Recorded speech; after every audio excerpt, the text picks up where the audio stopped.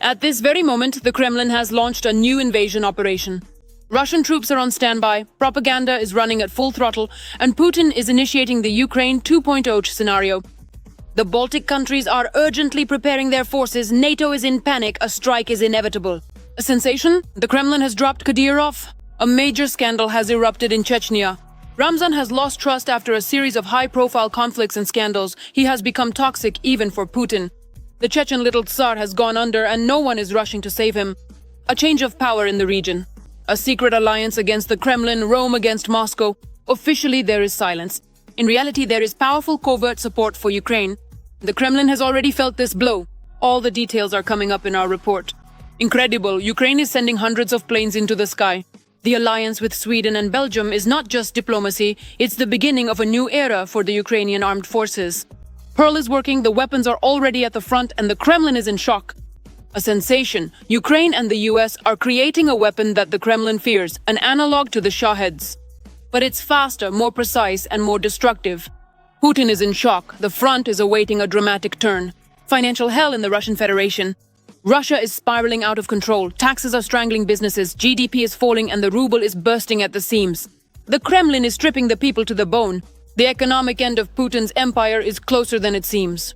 All this and more in our upcoming episode of Hotspot. On the brink of war, Moscow is deploying troops at the Baltic borders. The Ukraine 22 scenario is being relaunched. Under the false slogans of fighting Nazism, the Kremlin is preparing an invasion of Latvia. Alarm on the eastern flank. NATO is building up. The world is one step away from catastrophe. What will the alliance do? Watch right now. Representatives of NATO countries, especially those in Europe and particularly in smaller countries, really need to take a moment to realize what exactly they are playing with. After Ukraine, the Baltics. When? Russian people are simply being thrown out across the border. You see, these are very serious matters that directly affect the security of our country. Vladimir Putin is a threat not only to Ukraine's security, but also to independent states. The Latvian Foreign Ministry has officially denied permission for Putin's plane to fly through its airspace.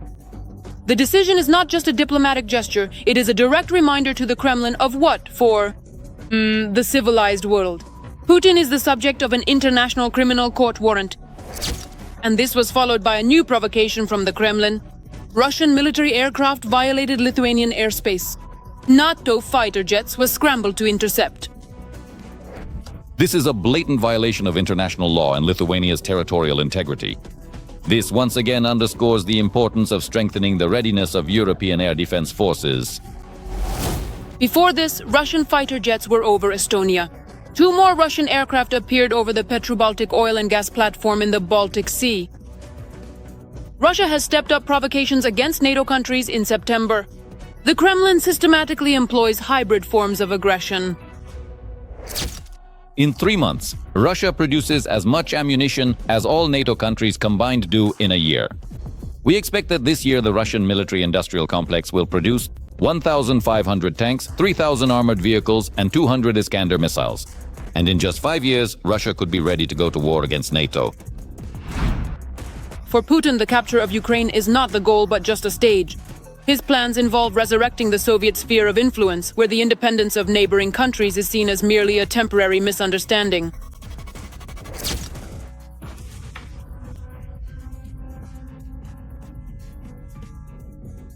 For the most part, actually, among many of the relocants, 56.82% voted for Putin.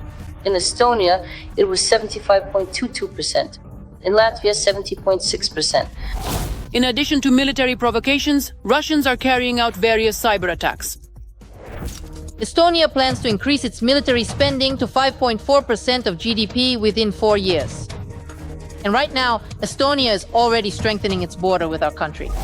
Russia can come up with hundreds of pretexts for invasion.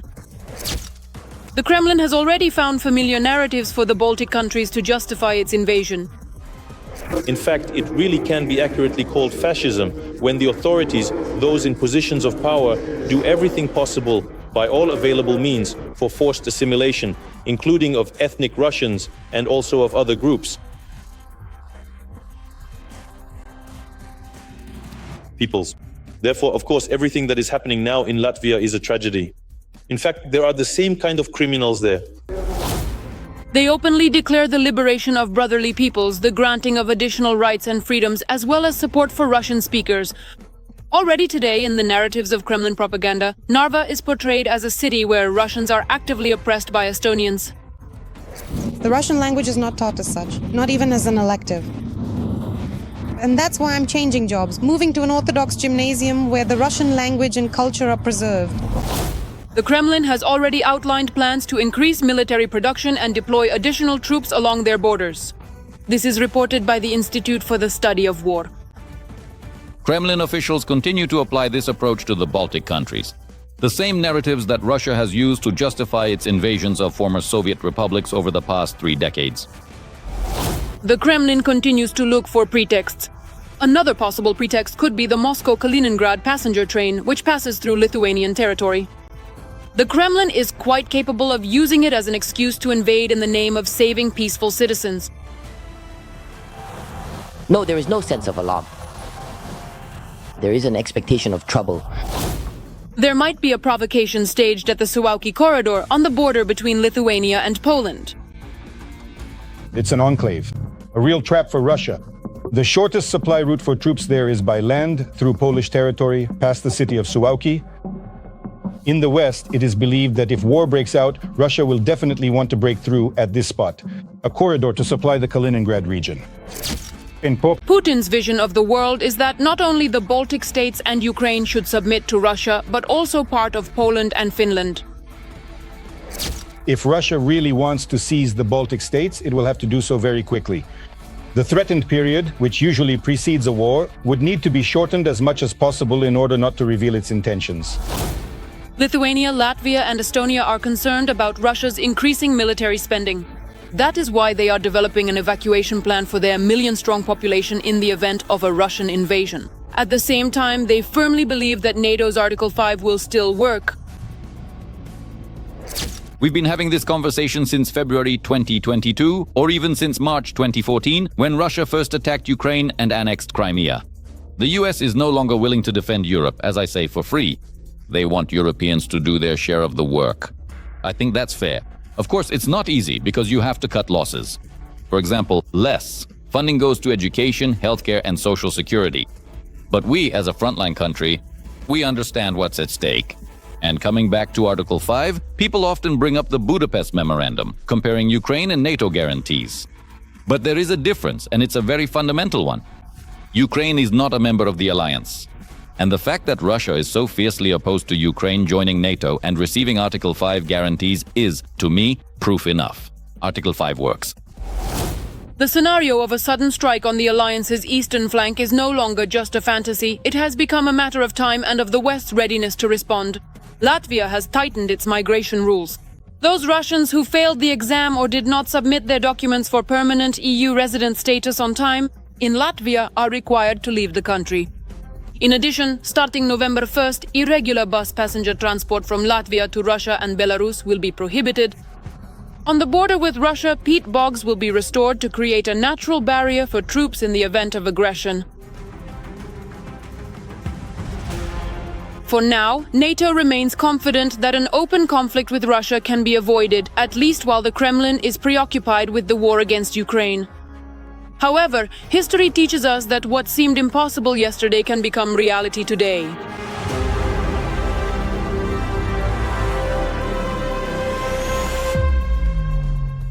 Kadyrov is finished. The Kremlin has turned its back on its protégé. After the disgrace with the Wildberries marketplace, the Chechen leader has gotten himself into a new scandal that could bury his political career. The Kremlin is preparing a major purge. All the explosive details, watch right now. The Kremlin jackal Ramzan Kadyrov is losing ground again. This time even the media lapdogs have bared their teeth at him. Is that okay? Done. Ramzan's place is now in the mouths of propagandists. The Kremlin pointed this out after the scandal with State Duma deputy Shamanov, who in 1996 commanded a group of Russian troops in Chechnya. Now, in 2025, at the deputy's microphone, the general couldn't hold back and expressed outrage at the decision to rename settlements. Traditional Cossack stanitsas, which have their own historical names, First, the Russian-speaking population was gradually forced out of there. And now you're erasing the names as well. This is the history of our state. What are you doing? I'm asking you. To this, the head of Chechnya, who has always flaunted his special status in the Kremlin, reminded Shamanov of the war crimes committed and sent the old man in uniform to the so-called special military operation. But instead of apologies, a torrent was poured on Kadyrov, a bucket of propagandist filth. I'm addressing you personally, Shamanov. If the word patriot isn't just an empty sound to you, gather your supporters and head to the front lines in the special military operation zone. Let's see what you're capable of. Your vast experience, which you gained by tormenting civilians, is something we know about firsthand. Kadyrov, apparently boasting about the participation of Chechens in the special military operation zone, unilaterally sends Shamanov to the front. Shamanov, excuse me, but what right does Kadyrov even have to speculate on the topic of the special military operation? He's not the one who decides who gets sent to the combat zone and who doesn't get sent. We have a commander-in-chief, Vladimir Vladimirovich Putin. We have military leadership, the general staff. Shamanov is a professional soldier who served his country for many years and was wounded in action. And it's important to note that his awards are earned with his sweat and his blood. That's a fact. That's a historical fact. But what about Kadyrov? We've all seen the photos, some video recordings. Kadyrov apparently has a whole gallery of these medals. But what are they really worth? He awarded them to himself. Let's compare Shamanov's biography to Kadyrov's biography. It seems to me that many people think Kadyrov is starting to weaken now because this is a pretty typical exchange of pleasantries for Kadyrov. With General Shamanov, it ended with Kadyrov saying his ritual words about how such generals should be put on trial, and then nothing happened. There wasn't even a hint of an apology. And on top of that, everyone knows that Kadyrov is not in the best physical shape and that he is preoccupied with his legacy, with succession in the Republic. Overall, this is a good moment for everyone who truly hates him, both among nationalists and among the security forces. It's a chance to test Ramzan to see whether, by the end of 2025, he still has any real ability to actively resist. Ramzan tried to show, in an unusual way, that it's still too early to write him off. The Russian central bank has just put up options for the new design of the 500-ruble banknote for a vote. Kadyrov mobilized all his administrative resources in the region and started campaigning hard for the image of the Grozny city complex. This sparked an unprecedented interethnic and internationalist squabble across the Russian internet. Not only the Z patriots and Putinists got involved, but even the so-called liberals. It's not just anyone trying to impose their will on Russians, but Ramzan Kadyrov himself. A living distorted mirror of Putinism. An unelected thug appointed by Putin, who shows open contempt not just for Russian laws written on paper, but for any norms of decency at all, who threatens and intimidates. Who, while heading the poorest region in the country, lives no worse than a Saudi sheikh. He hands out palaces and Rolls Royces to his relatives at the expense of the budget. He gives his underage son, known only for beating a detainee in prison, government positions and awards. Kadyrov, with his style of rule, is completely out of step with both society and the times he lives in. The scandal erupted with such force that the central bank hastily cancelled the vote for the banknote. But discontent is still simmering in Russian society. If before people were even afraid to look in the direction of the clan, now they openly curse them at every turn. Even the Kadyrovites themselves are dissatisfied. For the first time in the past 30 years, the Kremlin did not support them. In the Russian hinterland, a nationalist movement is growing. The Russian community, which does not accept anything except what is Russian in any way. Therefore, in this reality that exists today in the Russian Federation, Ramzan Kadyrov, as an official with special status, with Chechnya, where everything is absolutely unique, simply does not fit in. And further, if we talk about Ramzan Kadyrov as an official, he is already finished. To put it this way, I see that the goals and objectives set by the Kremlin for the Federal Center regarding the Chechen Republic have all been completed. That is, all goals and objectives have been achieved. It's no secret that the conquest of the North Caucasus as a whole lies entirely through the conquest of Chechnya. Today, Chechnya is subdued. Moreover, within the territory of the Chechen Republic, that is, within its borders, a 150,000 strong group of Russian troops is deployed. These are not just conscripts. These are military personnel who have been given the task to fully and completely control this region. Therefore, everything that Russia needed to do before the start of the large-scale war in Ukraine was accomplished with the participation of Ramzan Kadyrov. As we remember, all the high-profile crimes and contract killings were committed either with the direct involvement of Ramzan Kadyrov or with the participation of people associated with him. This includes Boris Nemtsov, Anna Politkovskaya, and others. Journalists who were killed both within the Russian Federation and abroad. In other words, the entire set of tasks assigned to Ramzan Kadyrov has now been completed. Everything has been accomplished. So the project is finished, the contract is over, and now the question is what to do next with Ramzan Kadyrov. What's funny is that now, the very machine of propaganda and security services that spent years building up Ramzan Kadyrov's image is now devouring him.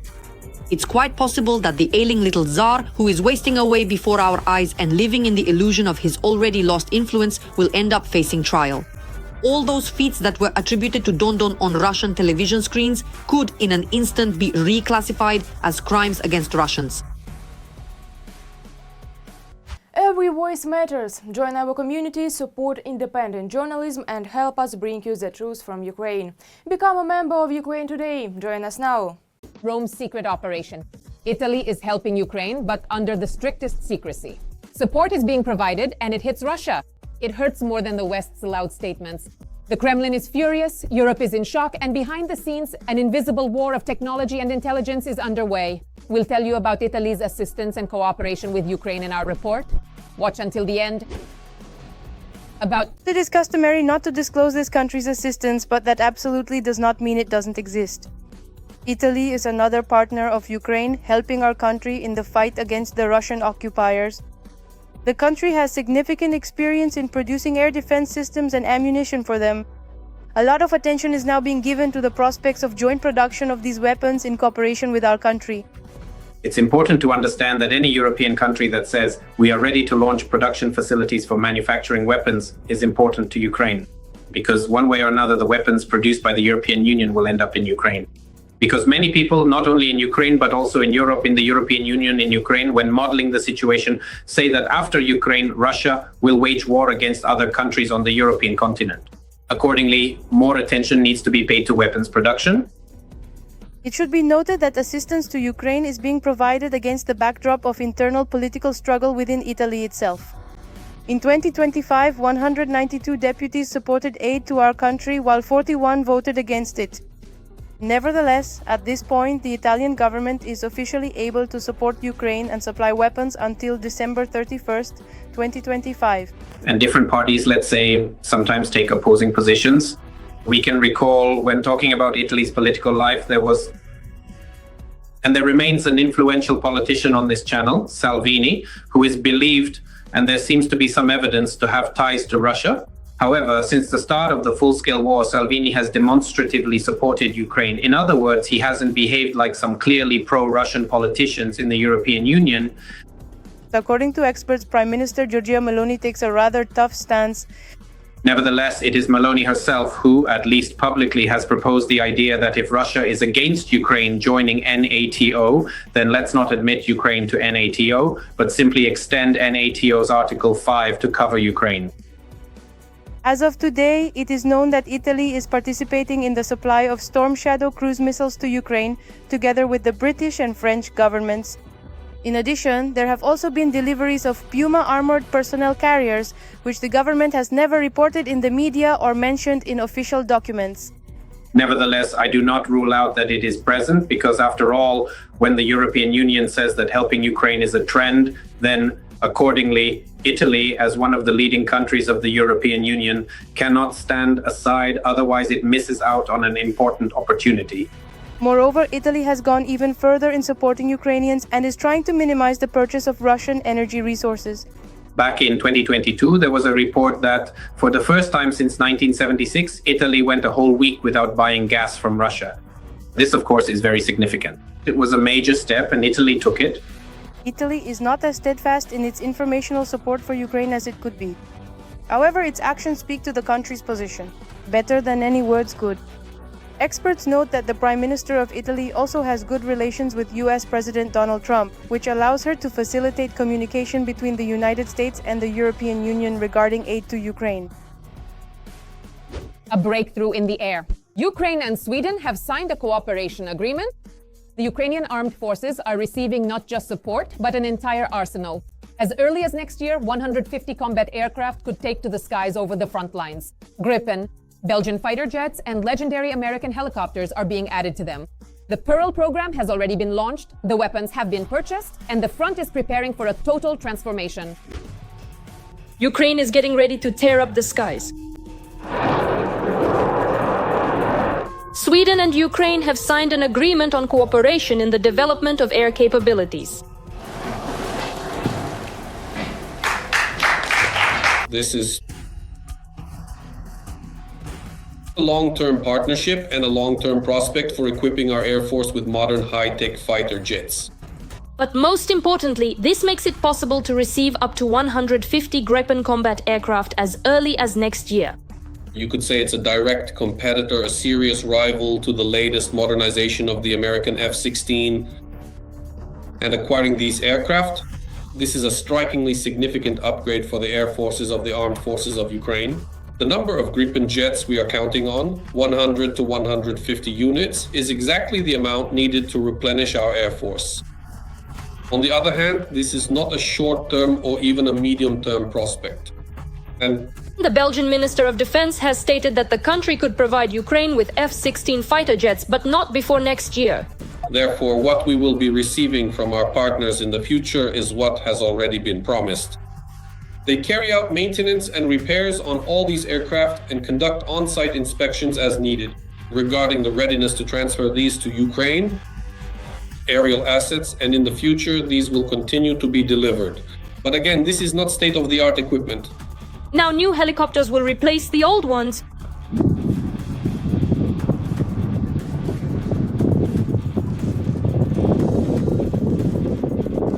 Officially, Ukraine has begun purchasing attack and transport helicopters from the legendary American company Bell. We're talking about Bell helicopters, specifically the Viper and Venom models. These helicopters can actually replace the heavier Soviet attack helicopters like the Mi-24 and Mi-8, which consume much more fuel and have significantly higher operating costs. And among other things, they also have worse performance when it comes to intercepting aerial targets. Rutte also stated that weapons worth several $1 billion for the Ukrainian military have already been sent from the US, paid for by Allied funds. In total, by the end of 2025, at least preliminarily, the volume of possible deliveries under contracts and purchases amounts to $10 billion. So overall, this is only, so far it's just 1/5 of what we could receive. It's actually quite decent. And most importantly, this process has begun.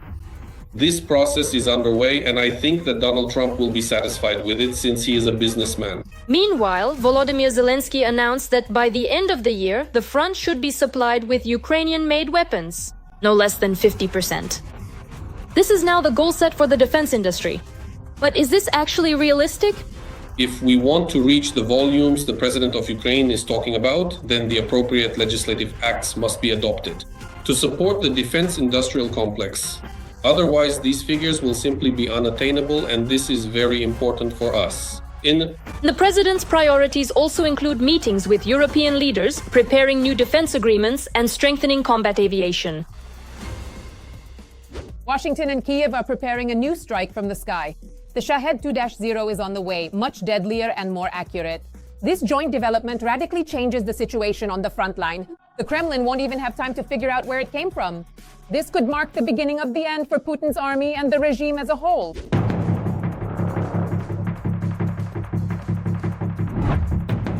the Ukrainian Shahed has reached a new level. Now the drone is equipped with advanced Western guidance and control systems, and production will be set up both in the US and in Europe. It will soon go into mass production in Ukraine, the United States of America, and Germany. The press is reporting on this. The American company Auterion, together with a Ukrainian partner, has successfully tested the long-range kamikaze drone Artemis LM-20. The drone is equipped with an artificial intelligence system, self-guidance, and can strike targets at a distance of up to 1,600 kilometers.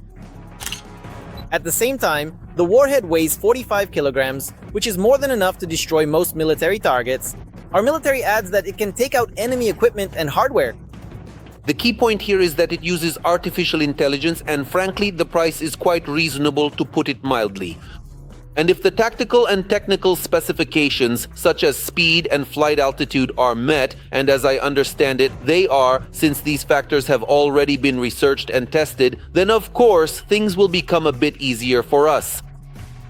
It is also known that the main feature of Artemis is its navigation and targeting system based on the onboard Skynote N computer from the American company Auterion. As noted, it is precisely this system that allows the drone to target and strike even when satellite navigation fails. And it ensures high accuracy in the final stage of flight. The enemy's main countermeasure is mostly jamming the GPS signal. In other words, roughly speaking, this is what helps with more precise targeting. If we're talking, for example, about control channels, then yes, they do have certain systems that, for instance, can limit the capabilities of piloted drone control channels. We're talking about a system that, to a greater extent, performs automatic flight thanks to, for example, the onboard equipment it carries. So here we're talking about the fact that thanks to these capabilities, this advanced system can bypass the enemy's electronic warfare and reach the target with a very minimal margin of error. This is achieved through visual guidance, which is installed directly on this UAV. At the same time, the developers at the company have already announced that the drone has undergone battlefield testing. This has already been recognized both by the Ukrainian side and its manufacturing partners. This drone was created together with an unnamed Ukrainian company whose identity is withheld for security reasons.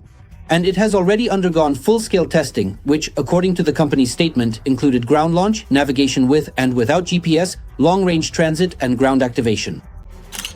It is worth noting that the Artemis ALM-20 also features a nose camera, additional antennas, and apparently an electric engine, which experts point out is a rather unusual solution. This is done in order to achieve high results with smaller production scales by ensuring more precise hits on the target.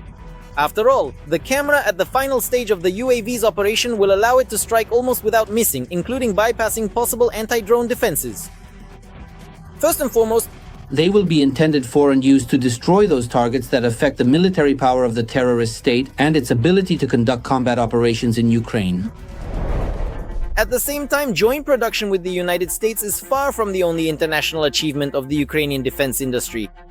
Most often, Western partners are willing to invest specifically in drones.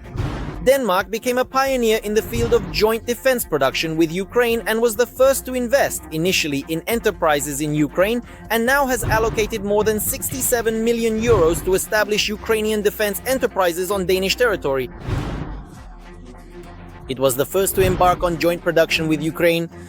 Back in November 2024, the Finnish defense consortium Summa Defence established a drone manufacturing enterprise on Finnish territory, in partnership with 4 Ukrainian companies. The United Kingdom has also focused on drones. A few months ago, Ukrainian President Volodymyr Zelensky and UK Prime Minister Keir Starmer announced plans to launch joint production on British soil. We are currently working out the details and decisions regarding joint weapons production with our partners. This is a serious decision with those who are helping the most. Specific projects, tangible benefits for our defense. In the future, there will also be production facilities localized in Ukraine.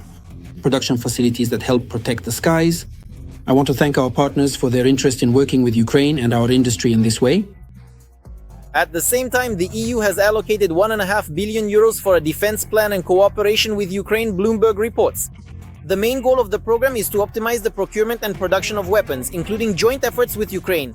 So it seems that soon there will be a significant increase in joint Ukrainian-Western developments in the arsenal of the armed forces of Ukraine. A financial black hole is engulfing Russia. Taxes are rising, GDP is plummeting, the state treasury is emptying, and people are becoming impoverished. An economic apocalypse is already near. Putin remains silent, but the people can no longer endure it. Watch all the details right now.